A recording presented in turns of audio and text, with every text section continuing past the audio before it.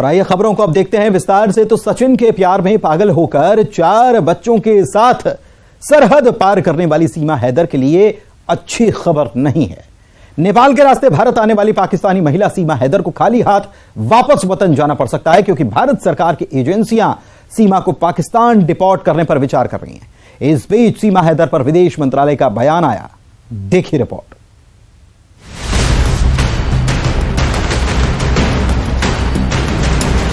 पाकिस्तानी महिला सीमा गुलाम हैदर से UP ATS की पूछताछ भले ही खत्म हो गई, लेकिन अभी तक पूरी तरह से उसे क्लीन चिट भी नहीं मिली है। इस बीच सूत्रों के हवाले से बड़ी खबर यह है कि जांच पूरी होने के बाद सीमा हैदर को वापस पाकिस्तान भेजा जा सकता है, यानी उसे डिपोर्ट किया जा सकता है। ऐसा इसीलिए हो सकता है क्योंकि सीमा हैदर अवैध रूप से पाकिस्तान से नेपाल के रास्ते भारत में दाखिल हुई थी। सीमा के पास भारत में आने के लिए कोई वीजा नहीं था। वो अपने साथ 4 बच्चों को भी अवैध तरीके से भारत में लेकर आई। इस बीच सीमा हैदर पर विदेश मंत्रालय की तरफ से भी जवाब दिया गया है। विदेश मंत्रालय के प्रवक्ता अरिंदम बागची से सीमा हैदर को लेकर सवाल पूछा गया। उन्होंने कहा कि इस मामले की अभी जांच चल रही है और ये मामला उनके संज्ञान में है। देखिए, इस मामले की जानकारी है हमारे पास और अदालत में इसकी पेशी हुई थी और उसके बाद उनको जमानत दे दी गई। वो बेल पे है बाहर और मामले की जांच चल रही है और आगे की जानकारी उपलब्ध होने पर हम आपको बताएंगे। अभी के लिए बस मेरे पास इतना ही है कहने के लिए कि जानकारी चल रही है। सीमा हैदर को पहले ग्रेटर नोएडा की पुलिस ने गिरफ्तार किया था, लेकिन बाद में कोर्ट ने उसे जमानत पर रिहा कर दिया। इसके बाद यूपी एटीएस ने सचिन और सीमा को हिरासत में लेकर पूछताछ की थी। सीमा हैदर का मामला 2 देशों के साथ जुड़ा है, लिहाजा एजेंसियां पूरी सतर्कता से हर प्रक्रिया का पालन कर रही हैं। सूत्रों के मुताबिक सीमा हैदर के खिलाफ एटीएस की पूछताछ पूरी हो चुकी है और उसके खिलाफ जासूसी का कोई एंगल सामने नहीं आया है। फिलहाल पुलिस और जांच एजेंसी हर एंगल से जांच पड़ताल करने के बाद ही सीमा को डिपोर्ट करने पर फैसला ले सकती हैं। Bureau report, news 18।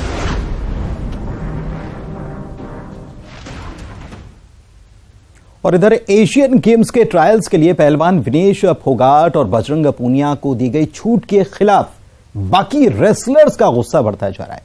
एक तरफ जहां रेसलर अंतिम पंघाल ने न्याय की गुहार लगाते हुए दिल्ली हाई कोर्ट का दरवाजा खटखटा दिया है, तो वहीं गुरुवार को ओलंपिक संघ के दफ्तर में महिला रेसलर फूट फूट कर रो पड़ी।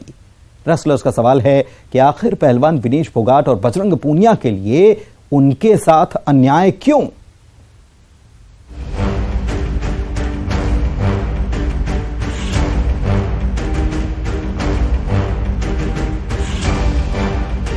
बृजभूषण सिंह के खिलाफ तमाम आरोपों को लेकर जंतर मंतर पर आंदोलन करने वाले पहलवान एक बार फिर से सुर्खियां बटोर रहे हैं, लेकिन इस बार मामला एशियन गेम्स के ट्रायल्स का है। बृजभूषण सिंह के खिलाफ आंदोलन का बड़ा चेहरा बजरंग पूनिया और विनेश फोगाट को ट्रायल्स में छूट मिली, यानी गेम्स में इनकी सीधी एंट्री तय हो गई। लेकिन इन दोनों पहलवानों को मिली छूट से बाकी रेसलर सख्ते में हैं। शनिवार को ओलंपिक संघ के दफ्तर में एक महिला रेसलर फूट फूट कर रोई। एशियन गेम्स के लिए उसने सालों मेहनत की, लेकिन विनेश और बजरंग की डायरेक्ट एंट्री से सारी मेहनत पर पानी फिर गया। पहलवान रजनी का सवाल है कि ये नाइंसाफी आखिर क्यों? हम इंसाफ के लिए आए थे, ट्रायल नहीं ले रहे 53 की और 65 की, क्यों नहीं ले रहे? उन 2 ही बेटों को छूट क्यों दी गई है? इनसे पूछो, विनेश दी और बजरंग पूनिया क्यों दी गई है भाई छूट? और भी बहुत सारे वेट हैं। ओलंपिक संघ के इस कदम से नाराज लोग सवाल उठा रहे हैं, क्या यही वो वजह थी जिसको हासिल करने के लिए पहलवान धरना प्रदर्शन कर रहे थे? ओलंपिक मेडलिस्ट योगेश्वर दत्त ने भी इसे गलत फैसला बताया है। उसका फायदा उठाने के लिए, एक आदमी फायदा उठाने के लिए पूरी टीम को बदनाम करता है। मैंने भी यही बोला है कि 2014 में जो बिन ट्रायल टीम गई थी उसके हम भी सदस्य थे, पर उसमें हम कहीं भी नहीं थे। बिना बात हम पाप के बागी बनाए गए हैं और अगर ये पाप होता है तो कभी तो वो चीज़ बंद होनी चाहिए। कभी यही हर बार विरोध होता है, तो कभी तो विरोध बंद होना चाहिए। अगर किसी ने गलत काम कर दिया तो कभी तो उसकी नींव रखनी चाहिए। चलो पहले बिन ट्रायल गए हैं सब, बहुत लोगों ने फायदा उठाया, कोई एक इसमें सिंगल आदमी नहीं है कि फायदा उठाया। ओलंपिक संघ के इस कदम के खिलाफ पहलवानों ने दिल्ली हाई कोर्ट का दरवाजा भी खटखटाया है। 2 पहलवानों की याचिका पर दिल्ली हाई कोर्ट भारतीय कुश्ती महासंघ से पूछ रही है कि विनेश फोगाट और बजरंग पूनिया को एशियन गेम्स के ट्रायल्स में छूट देने का आधार क्या है। पहलवानों की मांग है कि किसी भी रेसलर को कोई छूट दिए बगैर ट्रायल को निष्पक्ष तरीके से आयोजित किया जाना चाहिए। शिवम प्रताप, न्यूज 18, दिल्ली। इधर मणिपुर में 2 महिलाओं को नग्न कर उनकी परेड निकाले जाने की विभत्स घटना ने पूरे देश को हिलाकर रख दिया। घटना के खिलाफ मणिपुर में सड़क पर आंदोलन हुआ। विपक्ष इस हमले को लेकर संसद में हंगामे की तैयारी में है। सरकार भी एक्टिव नजर आ रही है। सुप्रीम कोर्ट ने भी मामले में स्वतः संज्ञान लिया और राज्य और केंद्र सरकार से जवाब मांगा।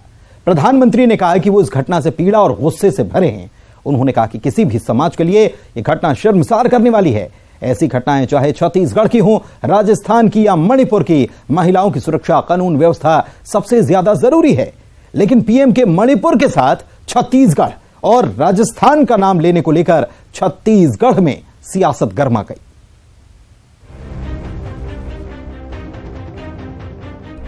मणिपुर में 2 महिलाओं को नग्न कर परेड निकाले जाने की विभत्स घटना से देश हिल चुका है। घटना के खिलाफ पूरे देश में आक्रोश है। सुप्रीम कोर्ट ने भी राज्य और केंद्र सरकार से जवाब मांग लिया है।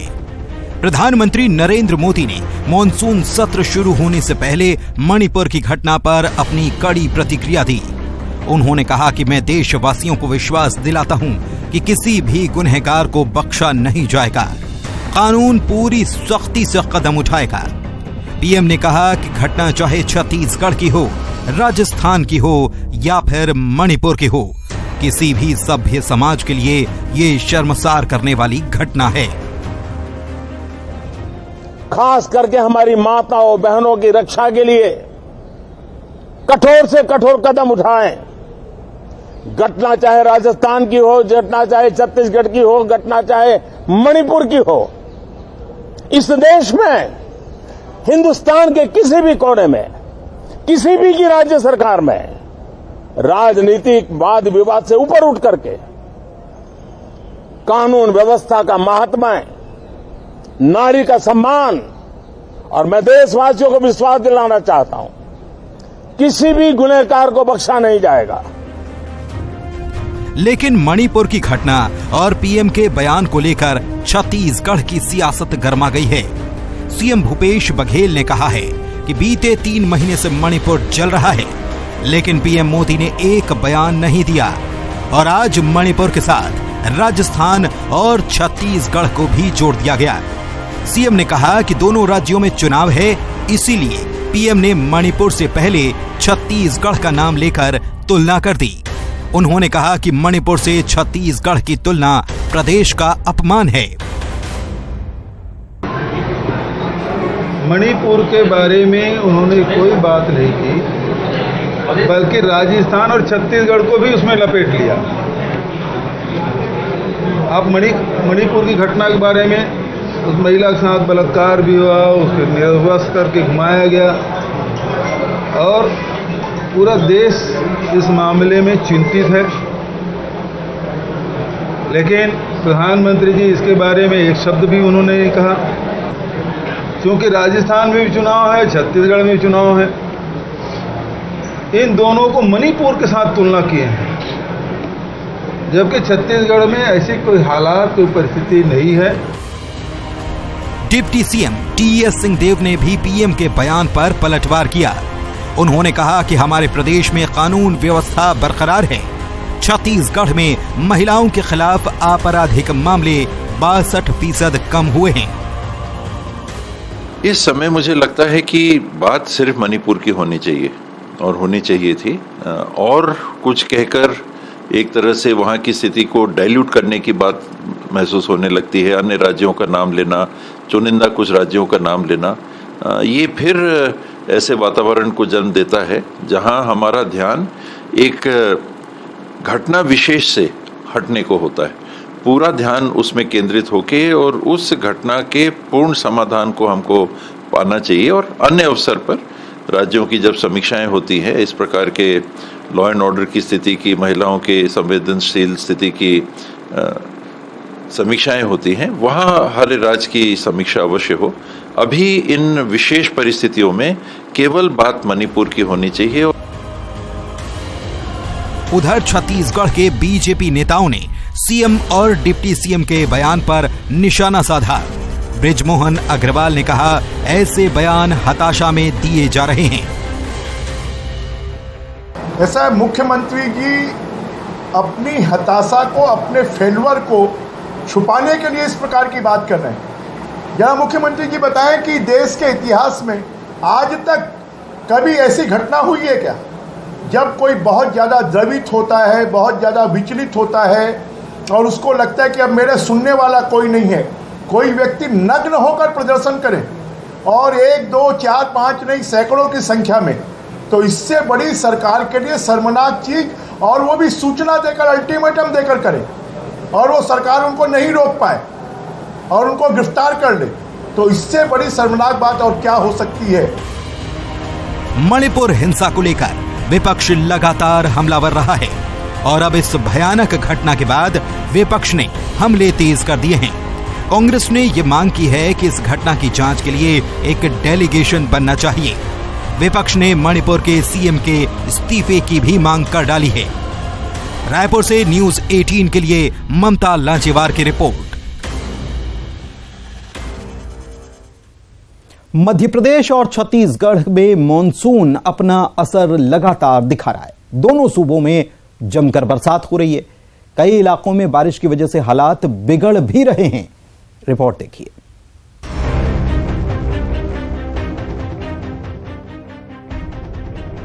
मध्य प्रदेश और छत्तीसगढ़ में मॉनसून एक्टिव है। झमाझम बारिश के दौर के बीच मौसम विभाग ने कई इलाकों में भारी और अति भारी बारिश का अलर्ट भी जारी किया है। मौसम विभाग ने एमपी के 15 जिलों में अलर्ट जारी किया है, जबकि छत्तीसगढ़ में भी बारिश का दौर जारी रहेगा। एमपी में लगातार हो रही बारिश से अब डैम के गेट खोले जाने लगे हैं। कई जगहों से बारिश से बिगड़े हालात की तस्वीर भी सामने आने लगी है। छिंदवाड़ा में जुन्नार देव में पुल पर नदी का पानी है। हालात ये है कि मरीजों को एम्बुलेंस तक ले जाने के लिए भी जान को जोखिम में डालना पड़ रहा है। कभी घर जाने के लिए रात के 8 बज जाते हैं। अच्छा, तो यहाँ पर कोई व्यवस्था नहीं रुकने की? जी नहीं सर, कोई व्यवस्था नहीं। कितनी पुलिया पड़ती है आपको यहाँ पर डेली? सर 3 पुलिया आती है, वो तीनों पे पानी रहता है बारिश में। अच्छा, बारिश में हमेशा आपको फिर रिस्क उठा के आना पड़ता है स्कूल में? बारिश के समय में वो पुलिया आ जाते हैं। अच्छा, यहाँ घर जाने दिन 8-10 बजे का अच्छा डेली का पानी आता था, ऐसे ही दिक्कत है।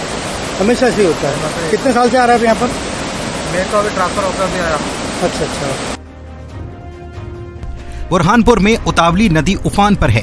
भारी बारिश के बाद कई गांवों में हालात बिगड़े हुए हैं। कुछ गांवों का संपर्क जिला मुख्यालय से टूट चुका है। वहीं छत्तीसगढ़ के कई इलाकों में जोरदार बारिश हो रही है। बलौदाबाजार के पलारी में नाले उफन रहे हैं। यहाँ पर तस्वीरें सामने आई जिसमें लोग बच्चों को गोद में लेकर नाला पार करते हुए नजर आ रहे हैं। उनका कहना है कि 40 सालों से पुल की मांग की जा रही है, लेकिन अब तक उनकी किसी ने नहीं सुनी। देख सकते हैं तमाम लोग हैं और जो नदी से पार करा रहे हैं बच्चों को स्कूल जाने के लिए। दरअसल जो पूरा मामला है पलारी के से लगभग 23 किलोमीटर दूर छेरगाडी का है, जहां जो जितने भी लोग रहते हैं आसपास के जो लोग हैं 1-2 वार्ड के, वो बच्चे को इसी नदी से, इसी नाले से पार कराते हैं। देख सकते हैं ये नाला किस तरह से बह रहा है और जान की जोखिम भी यहाँ पर। कांकेर के पखांजूर में भारी बारिश से नदी नाले उफान पर हैं। 15 से 20 गांवों का ब्लॉक मुख्यालय से संपर्क कट गया है। ग्रामीणों ने खुद ही लकड़ी से जुगाड़ का पुल बना रखा था, लेकिन भारी बारिश में ये भी बह गया। सुकमा में लगातार बारिश से मलगेर नदी उफान पर चल रही है। गादीरास में पुल के ऊपर से पानी बह रहा है। कई गांवों का गादीरास से संपर्क टूट चुका है। कुल मिलाकर दोनों ही सूबों में मॉनसून पूरी तरह से सक्रिय है, लिहाजा फिलहाल बारिश का दौर थमने वाला नहीं है। Bureau report. न्यूज 18। चंद्रयान 3 को लेकर इसरो की तरफ से एक अहम जानकारी दी गई है। इसरो ने बताया कि चंद्रयान 3 ने पृथ्वी की तीसरी कक्षा का चक्कर भी पूरा कर लिया है और कामयाबी के साथ चौथी कक्षा में प्रवेश कर चुका है। अब 25 जुलाई को 5वीं कक्षा में प्रवेश के लिए फिर से चंद्रयान का इंजन स्टार्ट किया जाएगा। तो चलिए बताते हैं कि क्या है पृथ्वी की अलग अलग कक्षाओं में चंद्रयान की एंट्री की अहमियत। 9, 8, 7, 6, 5, 4, 3, 2, 1, 0। चांद की ओर चंद्रयान 3 का सफर जारी है। इसरो से खुशखबरी आई है कि चंद्रयान 3 ने पृथ्वी की तीसरी कक्षा का चक्कर पूरा कर लिया है और चौथी कक्षा में एंट्री भी ले ली है। यानी चांद को फतेह करने के मिशन से गया चंद्रयान 3 अपने तय रास्ते पर सफलतापूर्वक आगे बढ़ रहा है। चंद्रयान 3 की अगली ऑर्बिट मैन्यूरिंग 25 जुलाई 2023 को दोपहर 2 से 3 बजे के बीच होगी। यानी कि 25 जुलाई को चंद्रयान को पृथ्वी की 5वीं कक्षा में भेजा जाएगा।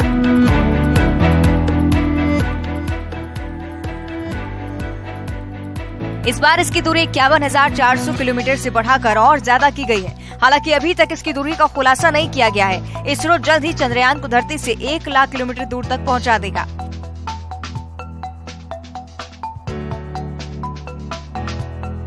पाँच 6 अगस्त को चंद्रयान 3 चांद की ऑर्बिट को पकड़ने की कोशिश करेगा। एक बार चंद्रमा की ग्रेविटी में फंसकर चंद्रयान ने ऑर्बिट को पकड़ लिया तो लैंडिंग आसानी से हो जाएगी।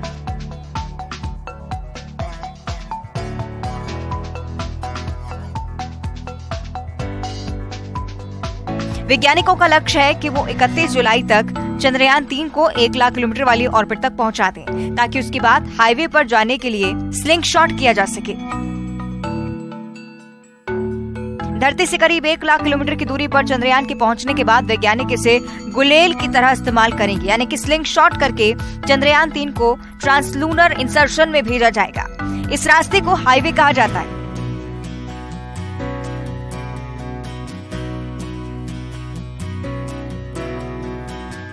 14 जुलाई 2023 को दोपहर 2:35 पर इसरो का फैट बॉय कहा जाने वाला GSLV मार्क 3 रॉकेट चंद्रयान को अंतरिक्ष में लेकर रवाना हुआ। ये पहले पृथ्वी के ऑर्बिट और उसके बाद चंद्रमा के ऑर्बिट में चक्कर लगाते हुए 24 अगस्त के करीब चांद की सतह पर लैंड करेगा।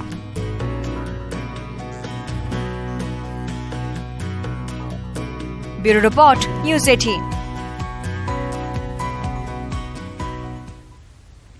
मधुमक्खियों के छत्ते से निकला शहद जितना मीठा होता है, उसका डंक उतना ही खतरनाक।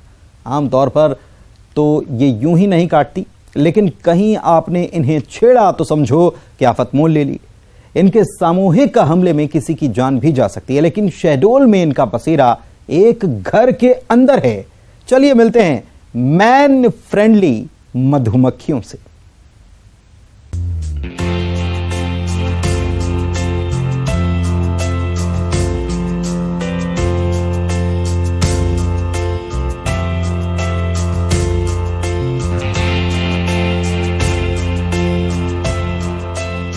घर में मधुमक्खियों का बसेरा, नहीं है इनसे किसी को खतरा, परिवार ही है इनका सहारा।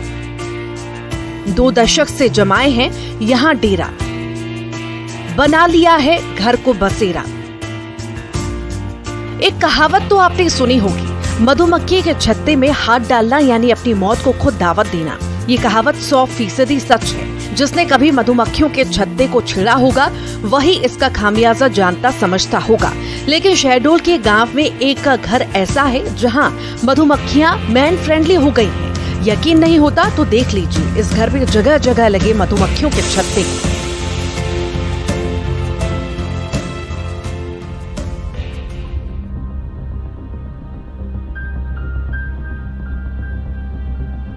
इस घर में मधुमक्खियां 1-2 साल से नहीं बल्कि 2 दशक से डेरा जमाए हुए हैं। घर में कई जगह इनके छत्ते देखने को मिल जाएंगे। पहले एक छत्ता था, फिर दूसरा और फिर तीसरा। एक-एक कर छत्ते बनाती जाती हैं और फिर ये टूटते रहते हैं। इस घर के सदस्य इन्हें कभी छेड़ते नहीं हैं। घर में मांगलिक कार्यक्रम हो या गमगीन माहौल, ये मधुमक्खियां भी परिवार का साथ नहीं छोड़ती और परिवार के सदस्यों को कोई नुकसान नहीं पहुंचाती।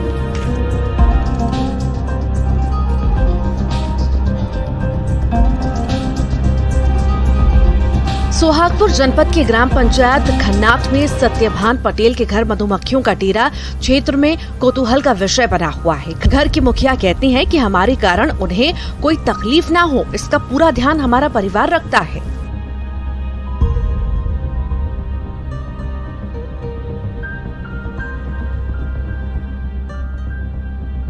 घर के सदस्य सत्यभान पटेल बताते हैं कि ये मधुमक्खी खुद से कभी किसी को नहीं काटती, बस हमें थोड़ी सावधानी बरतनी चाहिए। लोगों का मानना है कि मधुमक्खियों का रहना शुभ होता है। नुकसान नहीं पहुंचा। तो परिवार की तरह है क्या? हाँ, परिवार की तरह से है। तो जैसे काम धंधा करते यहाँ से आते जाते हो? हाँ, इतना शादी ब्याह सब होते आते जाते कुछ नहीं हो, कभी किसी को नुकसान नहीं? कुछ नुकसान नहीं करते। गाँव में एक सत्यभान भैया है जो उनके यहाँ 6-7 ठो छत्ता लगा है। वैसे छत्ता तो हमने बहुत देखे, बाकी उनके घर जैसा छत्ता हमने आज तक नहीं देखा। क्या है, आज हम जब भी उनके यहाँ घूमने जाते हैं तो छत्ता अवश्य देखते हैं। क्या है कि उनके नीचे वो काम भी करते हैं, आते जाते हैं, उनको कभी काटती नहीं है, जैसे एक फ्रेंड की तरह हो। और हिंदू धर्म में मान्यता है कि जैसे किसी घर में छत्ता लगने से उसके धन वो अपना क्या मानना है बहुत शुभ होता है, बहुत मतलब उनका मनोकामना भी पूर्ण होता है। मधुमक्खियों को सौभाग्य और सफलता का प्रतीक माना जाता है। वे आत्मविश्वास, शुद्धता, निष्ठा का प्रतिनिधित्व करते हैं। इसके अलावा आप देखते हैं कि मधुमक्खियां हमेशा समूहों में कैसे काम करती हैं। यही कारण है कि घर में मधुमक्खी का छत्ता रखना एक सकारात्मक प्रतीक माना जाता है। इसे लेकर जूलॉजी विभाग से रिटायर्ड प्रोफेसर